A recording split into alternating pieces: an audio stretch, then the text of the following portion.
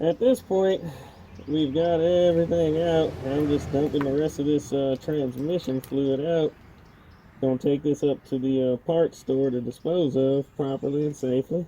Once I get the rest of the fluids out of the transmission and the engine, we'll be good to go on being able to pull the engine out of the car.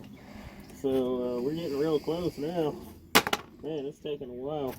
All right, at this point, pretty much got everything where it needs to be. The engine is sitting up, tilted up. I think I got 2 or 3 more wires on a wiring harness in there that got to come out. If we go under here, I'm gonna pull the engine and transmission together. As you can see, the transmission is sitting down.